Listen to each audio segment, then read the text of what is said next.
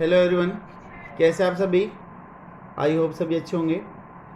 In last video we discuss about the differences between the prokaryotic and eukaryotic replications. ये चीज़ हमने deal कर ली थी। रेप्लिकेशन हमारा कंप्लीट हो चुका था। आज की वीडियो में हमें डील करना है अबाउट ट्रांसक्रिप्शन। ट्रांसक्रिप्शन को हम डील करेंगे। तो स्टार्ट करते हैं। Transcription.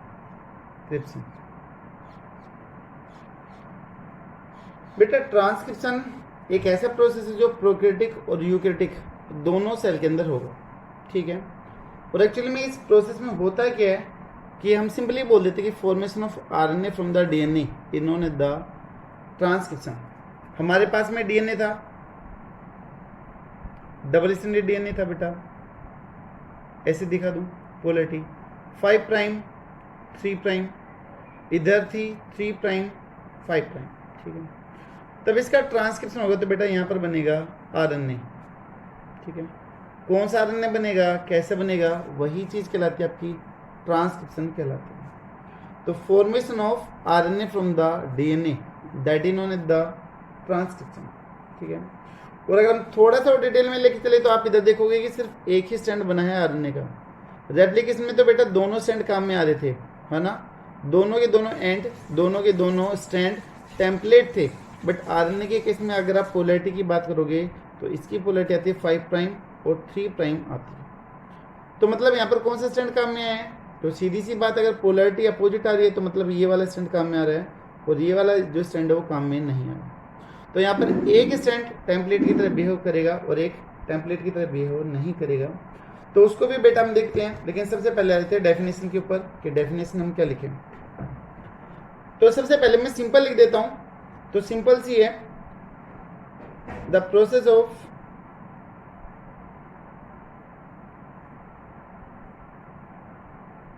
Formation of RNA from DNA that is known as the transcription. कि आरएनए का बनना कहाँ से, डीएनए से, that is known as the transcription. बेटा दूसरी इसकी जो कंप्लीट डेफिनेशन है, जो हर एक पॉइंट को कवर करती है, उसमें हम ये लिख सकते हैं the process of कॉपिंग, the process of कॉपिंग, copy करना, है ना, जिसे हम करते हैं कट कॉपी पेस्ट करते हैं। तो कॉपी करना, same as it is information को पास आउट करना। तो copying genetic information, genetic information from antisense और टेम्पलेट। जो स्टैंड बेटा काम में आएगा उसको हम या तो एंटीसेंस बोल देंगे या फिर हम क्या बोलेंगे, टेम्पलेट स्टैंड बोल देंगे। Stand of the DNA into RNA, ठीक है। तो process of copying genetic information from antisense और template stand of the DNA into the RNA, यानी कि जो डीएनए का जो एंटीसेंस या फिर जो टेम्पलेट है उसकी इंफॉर्मेशन किस में जाएगी, आरएनए में जाएगी। तो उस प्रोसेस को बेटा हम क्या बोलते हैं, ट्रांसक्रिप्शन बोल देते हैं। अब बात ये है कि हम किसको सेंस बोले और किसको एंटी सेंस बोले। देखो ये पॉइंट बेटा बहुत ज़्यादा कंट्रोवर्शियल है, बच्चे इसमें बहुत ज़्यादा कंफ्यूज हो जाते हैं कि जी कौन सा सेंस और कौन सा एंटी सेंस है। तो मैं आपको एक बार अच्छे से ये चीज़ क्लियर कर देता हूँ कि कौन सी चीज़ सेंस और कौन सी एंटी सेंस है। देखिए हम बोलते हैं ट्रांसक्रिप्शन पे बाद में आते हैं कि ट्रांसक्रिप्शन में कौन कौन से स्टेप होंगे, वो चीज़ें बाद में, लेकिन पहले ये है क्या, वो चीज़ें हम यहाँ पर अच्छे से क्लियर करते हैं। बेटा ये हो गया डीएनए, ठीक है। पोलैरिटी लिख दूं मैं 3 प्राइम 5 प्राइम। जरूरी नहीं कि आप हमेशा 5 प्राइम में ऊपर लिखिए भाई। डीएनए आप कैसे भी कर सकते हो, ये डीएनए अगर आप इसको ऐसा कर दोगे तो भी तो ये डीएनए ही है, तो कोई दिक्कत नहीं, आप 3 प्राइम 5 प्राइम कैसे भी लिख सकते हो, बस आपका कॉन्सेप्ट अच्छे से क्लियर हो। तो एक स्टैंड हो गया बेटा 3 प्राइम से 5 प्राइम पोलैरिटी वाला हो गया। दूसरा जो स्टैंड है जो इसकी अपोजिट है उस पर पोलैरिटी आपको पता है 5 प्राइम और इधर क्या जाएगी 3 प्राइम आ जाएगी, ठीक है। अगर आप ट्रांसक्रिप्शनल यूनिट की बेटा बात कर रहे हो, यानी जिससे मान लो ये डीएनए का वो सेगमेंट है जो ट्रांसक्रिप्शन के अंदर जाएगा, तो known as the transcriptional unit,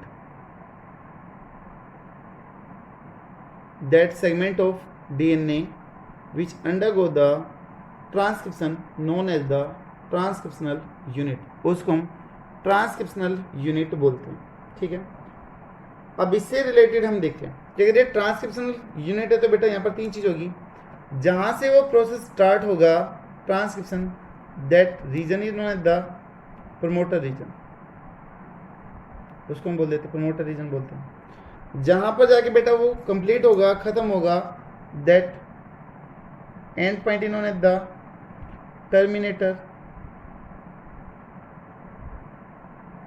बेटा जो बीच का पॉइंट बच गया हमारा, जो बीच की स्ट्रक्चर बन गई, जहां से स्टार्ट होगा और आखिर तक का पार्ट जहां पर जाके वो खत्म होगा, तो ये जो बीच का रीजन बच गया that is the structural gene.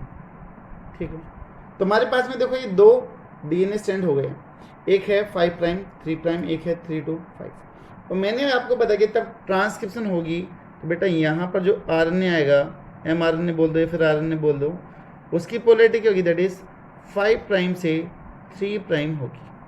क्या होगी, 5 प्राइम से 3 प्राइम होगी। तो मतलब ये वाला स्टैंड काम में आ रहा है और ये नहीं आ रहा है।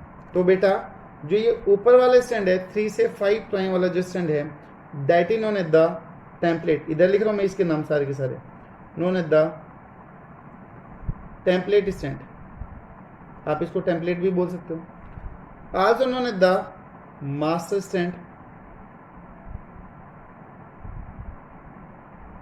Also known as the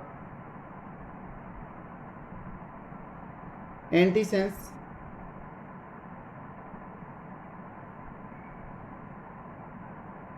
stand, और also known as the negative stand. ठीक है, ये सारे कौन से हुए बेटा, 3 प्राइम से 5 प्राइम के लिए हमने ये टर्म यूज करा।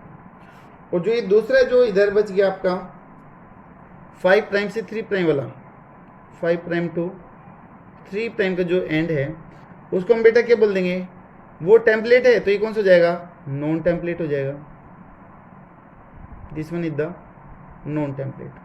अगर वो बेटा मास्टर है तो ये कौन सा हो जाएगा, डॉटर, या फिर इसको स्लेव स्टैंड भी बोलते हैं, स्लेव या फिर इसको डॉटर स्टैंड भी बोल देते हैं। दूसरा अगर ये एंटी सेंस है तो बेटा ये कौन सा हो जाएगा, सेंस हो जाएगा। अगर ये नेगेटिव है तो ये कौन सा हो जाएगा, पॉजिटिव स्टैंड हो जाएगा। ठीक है, ये सारे के सारे इसके जस्ट अपोजिट हो गए। क्लियर है। और बेटा आप इसको जो ये अपर वन है 3 to 5 प्राइम वाला, इधर मैं लिख ही देता हूँ, 3 प्राइम से 5 प्राइम वाले के लिए हम बात करें तो बेटा इसको आप नॉन कोडिंग स्टैंड भी बोलते हो। ठीक है, जो ये टेम्पलेट वाला है, this one also known as the non coding stand.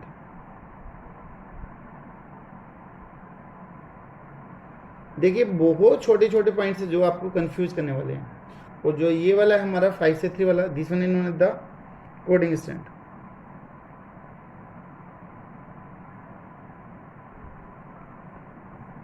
अब इनको बेटा याद करने के लिए मैं आपको एक ट्रिक बताता हूँ छोटी सी, जो आपकी काफ़ी सारे कन्फ्यूजन दूर कर देगी। ठीक है, आप एटीएम में गए, कहाँ पे गए आप, एटीएम में गए। ठीक है बेटा, एटीएम में तब गए तो आपकी जेब में थे कितने, 3000 रुपये थे।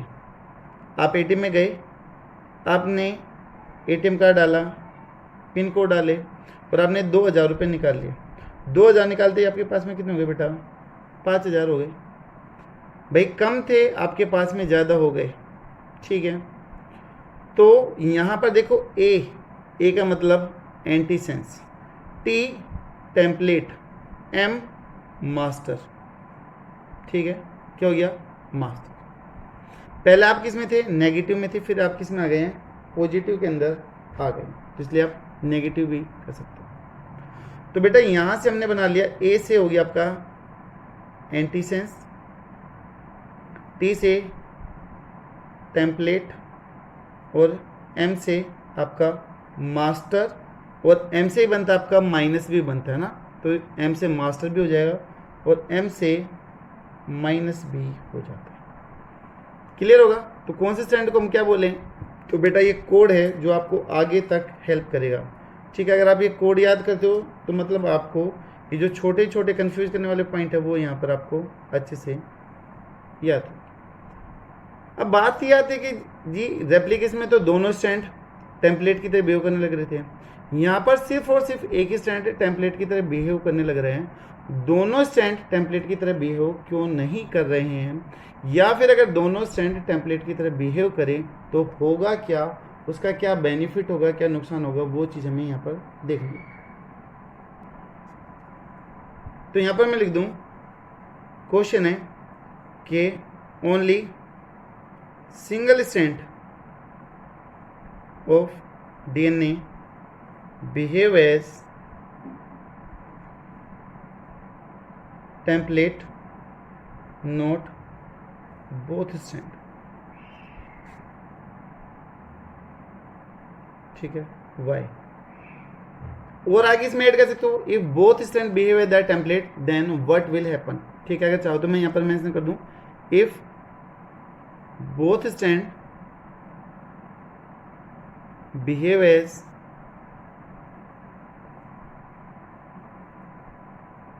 template then what will happen, तो फिर क्या होगा ये हमें यहाँ पर देखना, ठीक है। देखो अब इसके आंसर पे आते हैं। अब थोड़ा लॉजिकल क्वेश्चन है, आप चाहो तो इजीली दे सकते हो। मैं बोल दूंगी बेटा यहाँ पर ये डीएनए है,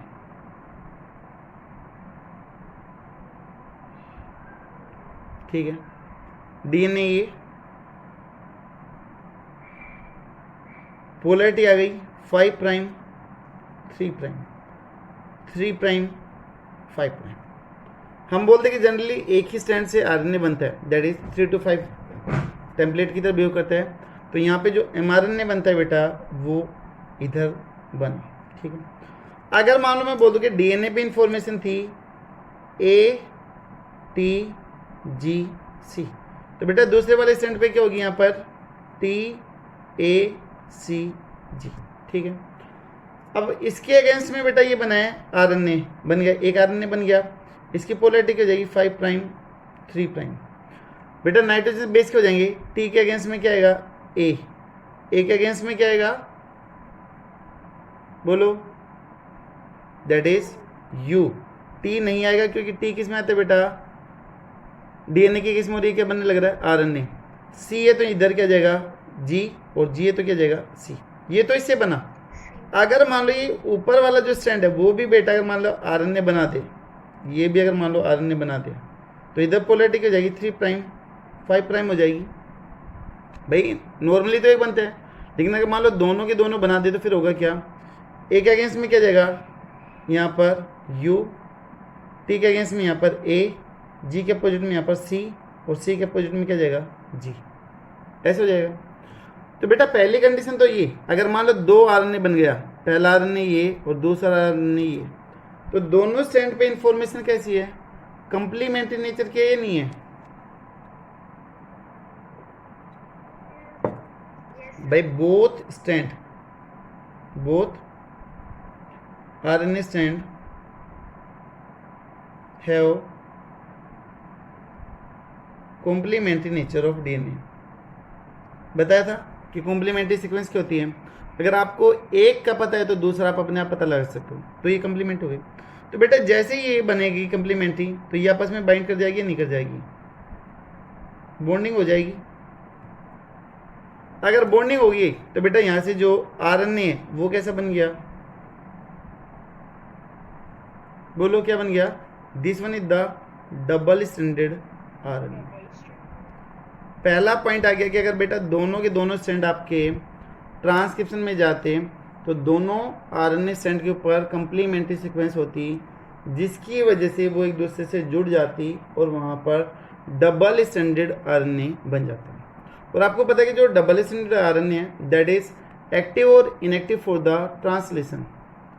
बेटा अगर प्रोटीन बनानी है तो सिंगल स्ट्रैंडेड होना चाहिए, जिसके साथ में टीआरएनए या फिर राइबोसोम ऐड हो सके, उनके जो कोडोन है वो रीड आउट हो सके। तो यहाँ पर डबल स्ट्रैंडेड आरएनए बन जाता है, double stranded RNA get form which is inactive for translation. Translation के लिए इनएक्टिव होती है, वहाँ पर एंजाइम्स वगैरह और कोडोन रीड आउट नहीं हो पाते। बेटा दूसरा रीजन देखिएगा, चलो कल को मान लो हमने मान लिया कि भाई दोनों तरह के आरएनए बन गए, ठीक है, और मान लो किसी भी फैक्टर से अलग अलग भी हो गए, ठीक है। वैसे तो ये था कि भाई नॉर्मली आपस में जुड़ जाएंगे, डबल स्टैंडर्ड बना देंगे, लेकिन मान लो फिर भी हमने एक कंडीशन मान ली कि यहाँ पर जो है वो डबल स्टैंडर्ड आरएनए नहीं बना बल्कि अलग अलग है। तो यहाँ पर मैं लिख दूँ 3 प्राइम 5 प्राइम 5 प्राइम 3 प्राइम। बेटा दोनों के ऊपर इंफॉर्मेशन अपोजिट होगी या नहीं होगी? यहाँ पर जैसे आपने देखा था टी के अगेंस्ट में क्या था ए, तो यहाँ पर क्या आएगा बेटा यू आएगा। यहाँ पर था ए था तो यहाँ पर क्या आया था यू, तो यहाँ पर क्या आएगा आपको पता है ए। यहाँ पर था सी तो क्या आया था जी, तो यहाँ पर क्या आएगा सी। यहाँ पर क्या आया था सी तो यहाँ पर क्या है जी। दोनों स्टैंड पे इंफॉर्मेशन अपोजिट है या नहीं है? बोथ स्टैंड है the opposite information, both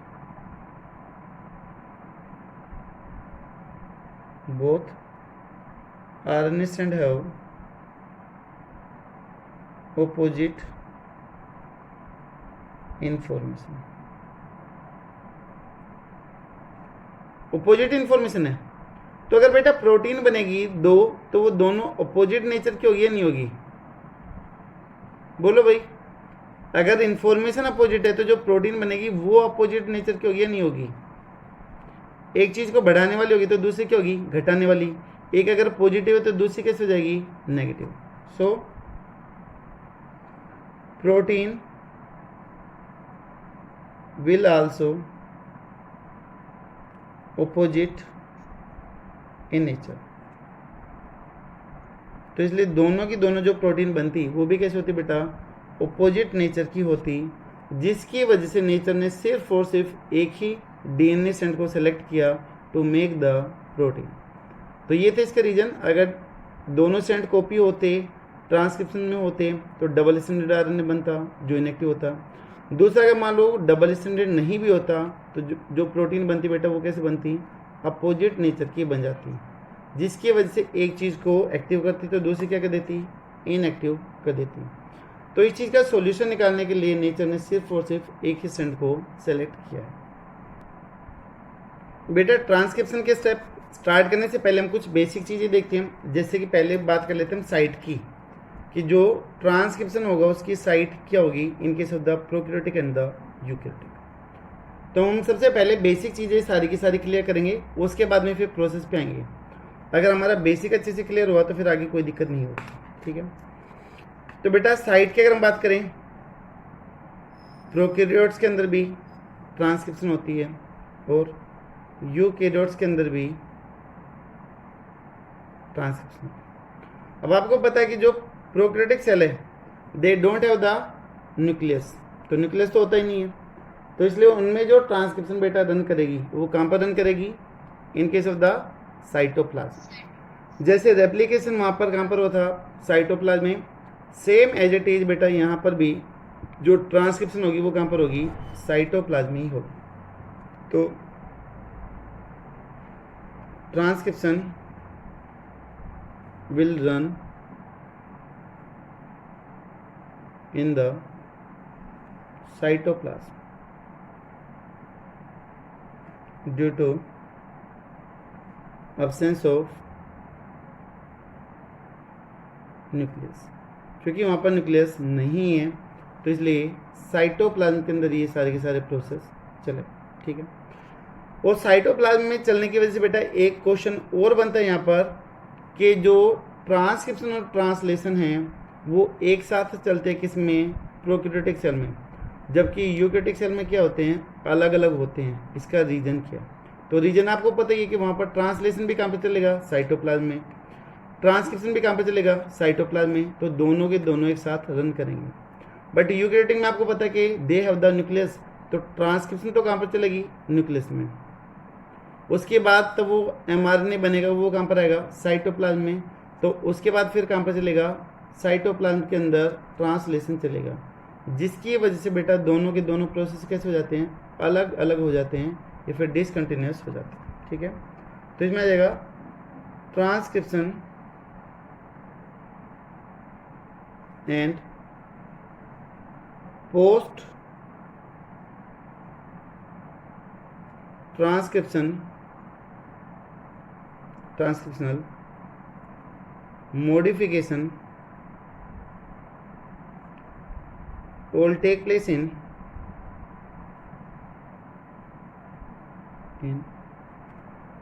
nucleus, inside the nucleus। बेटा मैंने यहाँ पर एक वर्ड लिखा, that is the post transcriptional modification, कि ट्रांसक्रिप्शन होने के बाद भी वहाँ पर कुछ चेंजेस होते हैं और वो चेंजेस होना जरूरी है in case of the eukaryotes.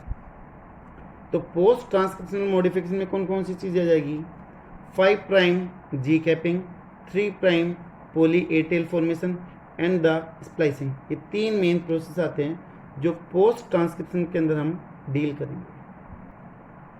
अब बेटा हम समझते हैं सबसे पहले ट्रांसक्रिप्शनल यूनिट।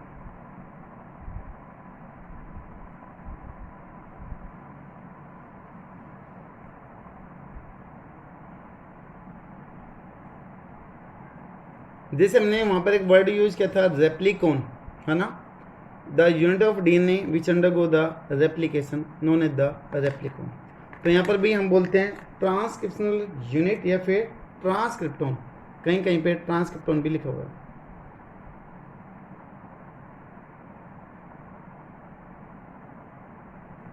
तो यहाँ पर हम लिख दें the segment of DNA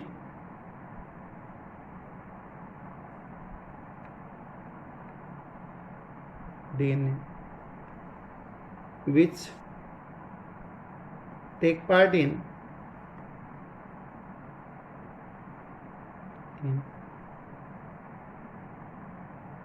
transcription. बेटा डीएनए का वो छोटा सा टुकड़ा या फिर वो एक छोटा सा पार्ट जो ट्रांसक्रिप्शन में जा रहा है, उस सेगमेंट को हमने क्या बोल दिया, ट्रांसक्रिप्शनल यूनिट, या फिर क्या बोल दिया उसको, ट्रांसक्रिप्टोन बोल। जो ट्रांसक्रिप्टोन या फिर जो ट्रांसक्रिप्शनल यूनिट है, they have 3 main component. It has 3 main components. इसमें बेटा 3 मेन कंपोनेंट हमें डील करना है। 3 मेन कंपोनेंट कौन कौन से हैं, अभी हमने देखा था। एक आगे जहां से प्रोसेस स्टार्ट होगा, that is known as the promoter region. दूसरा जो बीच का काम का पार्ट है, जो प्रोटीन बनाएगा, जो सेंस पार्ट होगा, दैट इज द स्ट्रक्चरल, ठीक है, स्ट्रक्चरल जीन भी बोल सकते हो। तो बेटा जो तीसरा रह गया, जहां पर जाके ट्रांसक्रिप्शन रुक जाएगा, इनएक्टिव हो जाएगा, दैट इज द टर्मिनेटर। तो ये 3 कंपोनेंट होंगे किसके, ट्रांसक्रिप्शनल यूनिट के। अभी ट्रांसक्रिप्शनल यूनिट दिखाई कैसी देती है बेटा, वो अभी आपको मैंने पीछे डायग्राम बना के दिखाया था। एक बार मैं फिर से बना देता हूँ, रिप्रेजेंट कर देता हूँ यहाँ पर। इसमें 1-2 चीज़ें और एक्स्ट्रा बताता हूँ आपको, थोड़ा सा इधर ऐसे कर इंफॉर्मेशन लिख दें, that is 3 prime 5 prime, sorry 3 prime 5 prime, और ये हो गया आपका 5 प्राइम 3 प्राइम। ठीक है, मैं फिर से कह रहा हूँ, ऊपर नीचे लिखने का कोई मतलब नहीं है, आप उसको कैसे भी रिप्रेजेंट कर सकते हो, बात वो की वही रहेगी। जहाँ से बेटा वो प्रोसेस स्टार्ट होता है, जहाँ पर आरएनए पॉलीमरेज जाके बाइंड करेगा, this one is the promoter. जहाँ पर जाके वो खत्म होता है, that last part is known as the terminator. वो बीच का जो कंपोनेंट बच गया, that is the structural gene.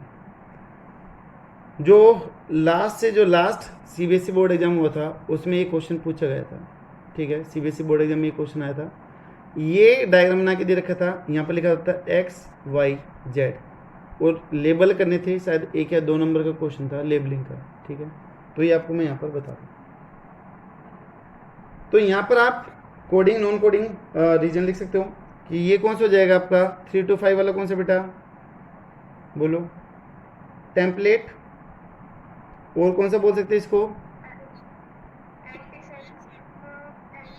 Antisense बोल दे, और क्या बोल दे इसको, इसके अलावा मास्टर या फिर नेगेटिव स्ट्रेंथ बोल दे। माइनस भी बोल सकते हो ना बेटा, कहीं पे नेगेटिव दे होगा, कहीं पे माइनस दे रखा, बात एक ही है, ठीक है। इसके अलावा नॉन कोडिंग बोल देते, ठीक है। इसके जस्ट अपोजिट वाला आपको पता ही हो, पहले हमने देख चुके हैं। अब यहाँ पर बेटा कुछ छोटे छोटे टर्म्स और यूज होते हैं, एनसीईआरटी में इतना यूज नहीं कर रखा है, लेकिन फिर भी हम एक बार कॉन्सेप्ट को समझ लेते हैं। बेटा यहाँ पर मान लो कोई एक पॉइंट है जहाँ से प्रोसेस स्टार्ट होगा, मैं यहाँ पर काउंटिंग डाल दूँ 0, ये 0 है भाई, ये कौन सा एंड हो गया हमारा, राइट हैंड हो गया, और ये कौन सी साइड हो गया बेटा, लेफ्ट हैंड हो गया, ठीक है। ये जो पॉइंट है उसके इधर राइट हैंड और इधर क्या है, लेफ्ट हैंड है। तो बेटा राइट हैंड में जितने भी हैं, जो भी ये जो रीजन आपको दिखाई दे रहा है, that is known as the downstream. Right side की जो सेगमेंट है डीएनए का, that is known as the downstream. Clear है। इधर का बेटा जो लेफ्ट साइड में है, that is known as the upstream region. DNA का जो पार्ट है उसको हमने डाउन स्ट्रीम अप स्ट्रीम में डिवाइड कर दिया, ठीक है। ये है स्टार्टिंग पॉइंट जो 0 है, राइट हैंड में डाउन स्ट्रीम और लेफ्ट में कौन सा है, अप स्ट्रीम, ठीक है। देखो इधर जो भी हम काउंटिंग लिखेंगे, अब इधर ध्यान देना एक बार, इस बेटा अप स्ट्रीम में हम जितने भी काउंटिंग लिखेंगे वो सारी की सारी माइनस में लिखेंगे, -10, -20, -30, -70 ऐसे लिखेंगे। और बेटा जो राइट हैंड में उधर क्या लिख देंगे, प्लस में कर देंगे, +10, 20, 30, 40, 50, 60, 70, 80 ऐसे लिखें। तो अप स्ट्रीम और डाउन स्ट्रीम समझ में आ गई। जो इनिशिएटिंग पॉइंट है, जो स्टार्ट पॉइंट है, जो 0 पॉइंट है, उसके राइट हैंड में डाउन स्ट्रीम पॉजिटिव से रिप्रेजेंट करेंगे, जिसके पीछे है लेफ्ट हैंड साइड में that is the up stream, negative counting इसको रिप्रेजेंट करेंगे। जो ये अप स्ट्रीम और डाउन स्ट्रीम है, they will help in the binding of the DNA polymerase. DNA polymerase को बेटा ये बाइंड करने में हेल्प करते हैं, और वही सॉरी जो आरएनए पॉलीमरेज है वो बाइंड करेगा। तो जो आरएनए पॉलीमरेज बेटा जो बाइंड करेगा वो कहाँ पर बाइंड करेगा, उसके लिए कुछ कॉन्सिक्वेंसी सीक्वेंस होंगी, कुछ रिकॉग्निशन सीक्वेंस प्रेजेंट होंगी, जिनकी पोजीशन फिक्स है, ठीक है। तो मैं यहाँ पर लिख रहा हूँ अपस्ट्रीम एंड डाउनस्ट्रीम कंटेन या फिर हैव सम कॉन्सिक्वेंसी सीक्वेंस।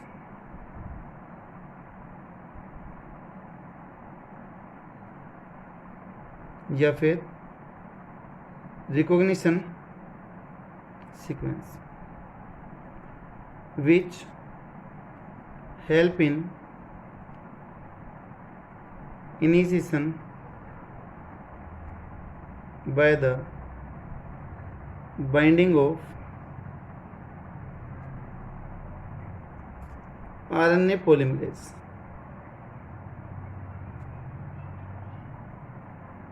एंजाइम है आरएनए पॉलीमरेज, और जो ये आरएनए पॉलीमरेज एंजाइम है बेटा that is the DNA dependent RNA polymerase, यानी कि बनाएगा तो आरएनए, लेकिन इसकी एक्टिविटी किसके ऊपर डिपेंड करेगी, डीएनए के ऊपर डिपेंड करेगी।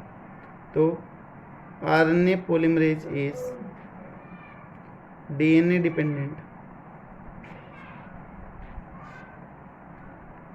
आरएनए पॉलीमरेज, ठीक है। प्रोकैरियोटिक सेल में आरएनए पॉलीमरेज का कितना टाइप है, एक ही टाइप है। यहाँ पे मैं लिख देता हूँ प्रोकैरियोटिक सेल में, बैक्टीरिया वगैरह में सिंगल आरएनए पॉलीमरेज। और बेटा यूकैरियोटिक सेल की अगर मैं बात कर दूँ तो यूकैरियोटिक सेल में है the 3 types of RNA polymerase.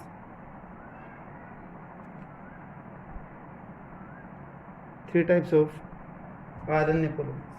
बेटा 3 टाइप्स कौन कौन से आ जाएंगे? RNA polymerase first, second and the third. तो यहाँ पर मैं लिख देता हूँ RNA polymerase first, RNA polymerase second and the RNA polymerase third. ये 3 होते हैं. तो बेटा जो ये 3 एंजाइम हैं RNA polymerase के यूकेरियोट्स में, इनका काम भी अलग अलग होगा. ये अलग अलग चीज़ों को बनाने में हेल्प करते हैं. क्या क्या हेल्प करते हैं वो भी एक बार देख लेते हैं, फिर कंसेंट सीक्वेंस पे आगे आ जाते हैं. जो फर्स्ट वाला है RNA polymerase first, that will helpful to make the 5.8s RNA, 18s rRNA and the 28s rRNA. कुल मिला के ये rRNA बनाने में हेल्प करता है. ठीक है बेटा. जो ये सेकंड वाला है, जो सेकंड वाला बनाएगा that will make the HNRNA, HNRNA और also known as the mRNA. दोनों में क्या डिफरेंस है वो आगे हम पढ़ेंगे. तो make the HNRNA that is the hetero nuclear RNA बनाने में हेल्प करेगा. बेटा last one type that is the DNA polymerase, sorry RNA polymerase third. It will make the tRNA, transfer RNA बनेगा. इसके अलावा scRNA, स्मॉल साइटोप्लाज्मिक RNA. इसके अलावा 5s RNA, ये बेटा सबसे मेन है 5s RNA. देखो rRNA कौन बना रहा है? फर्स्ट. बट 5s कौन बना रहा है? थर्ड बनाने लग रहा है.